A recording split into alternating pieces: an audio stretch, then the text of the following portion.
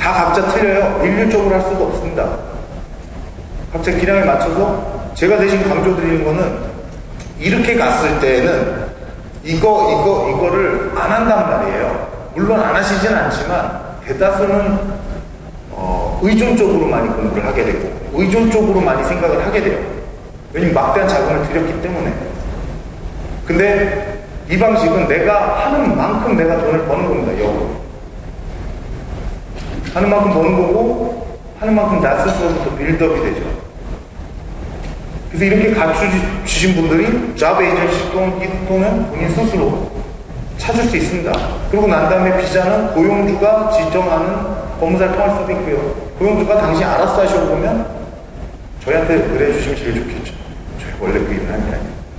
저희가 사업주 비자 5,000불 받고 해드리고 있습니다. 지금 RSMS 스폰 받으신 분들 8,000불 해드리고 있고요. 근데 그거는 꼭 저희한테 의뢰를 하셔야 될 의무가 있지 않아요. 그리고 특징적인 거는 뭐냐면 업프론트에서 그 비용들을 다 납부하지 않으신다는 거예요. 내가 필요하면 그때 AKF 지금 한 5,000불 드시겠죠? 해놓고 내 기량이 안 되면 잡 서비스 신동엽 비사는 의뢰해도 안 받습니다. 이제 서로 약속을 정해줘. 6개월 동안 당신이 여기까지나 해놓으시고 나는 100% 찾겠다. 못 찾으면 다 돌려주겠다. 1,500불 받고 그렇게 하는 거예요. 일단. 어찌됐든 내가 찾을 수 있는 네트워크 한계가 있을 때는 구할 수도 있고요. 아닐 수도 있는 거예요. 근데 어찌됐든 내가 스스로 그런 모든 것들을 내가 필요할 때 그만큼의 비용을 지불할 수도 있고 내 스스로 해결할 수도 있다는 거고 그리고 그게 됨으로 인해서 그 과정을 통하면서 스스로 동기부여가 된다는 점이 가장 중요합니다. 저희들이 디폴트 나는 거 제일 많이 보는 사례가 아까 신동엽 기사도 얘기했지만 제일 큰 거는요. 이 지원자들 본인 스스로의 문제가 제일 커요. 사실 누가 어떻게 소개했다 뭐 했다? 그 결국은 다 돈 문제입니다. 서로 줄 거 주고 받으면 돼요. 이거는 그분들이 돈을 냈건 뭐랬건 하니까 취업이라는 어떤 서로 간의 목적이라는 약속을 갖고 가서 넘어갔어요. 그리고 취업이 됐어요. 그리고 잘려요. 근데 결국 잘린 거는 업체가 뭐 잘려라 그랬을까요? 그게 아니에요. 본인 잘못이에요.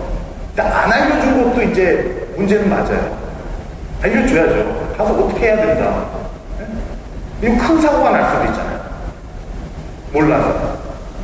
근데 그거를 의존할 필요는 없다는 거예요. 이제는 정보가 오픈되어 있고 저희들이 제공을 하기 때문에 이제는 구하셔서 호주에 진짜 가고 싶다면은 면허 따시고 제대로 스펙 스스로 갖춰서 그거에 맞는 실력을 만들고 가시는 거예요. 그래야 갔을 때 처음에 무시를 안 당합니다.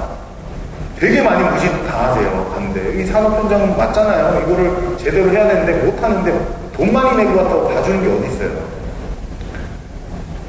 봐주는 건 없어요. 근데 그럼 잘리면 100% 이제 가서 역사를 붙잡습니다. 내가 왜 잘렸냐고. 당신이 일을 잘못해서 내가 잘린 거 아니냐. 근데 뭐 그럴 수도 있겠지만 대다수는 99% 본인 잘못이에요. 본인이 뭔가를 잘못한 거예요. 다만 내가 잘못했는지조차도 모른다는 게 더 문제죠.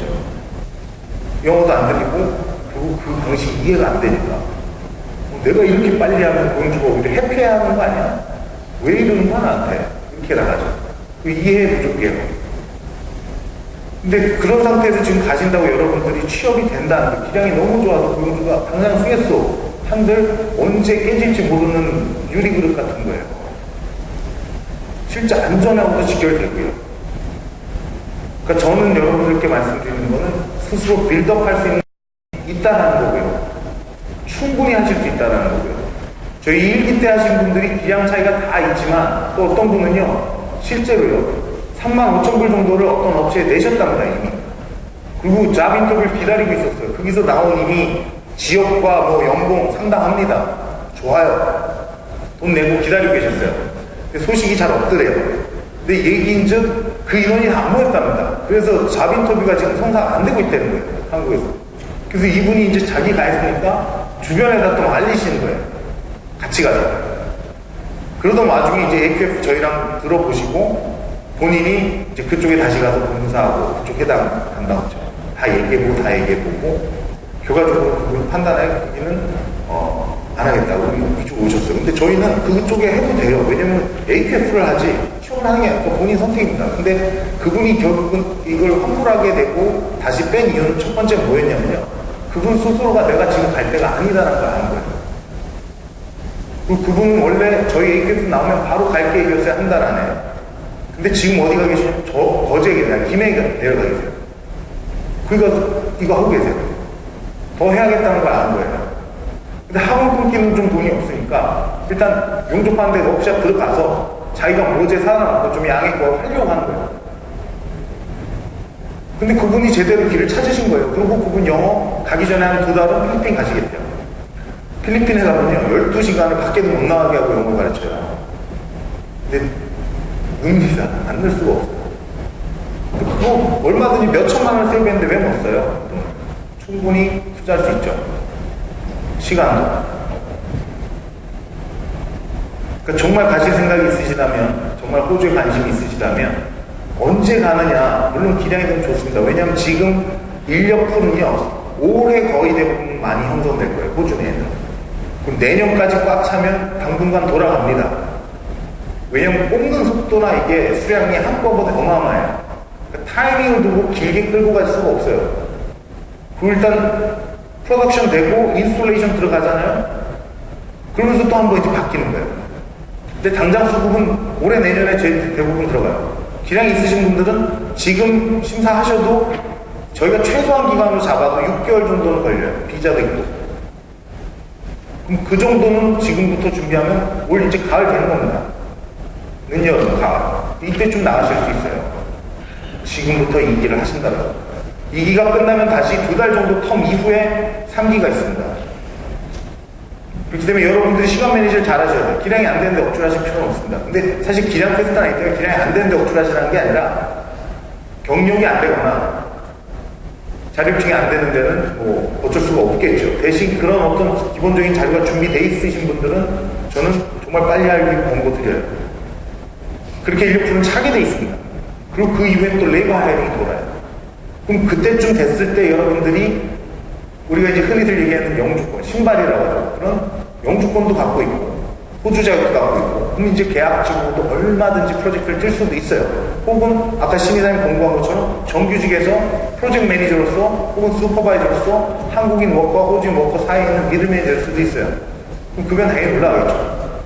스스로 준비되시면 가능합니다.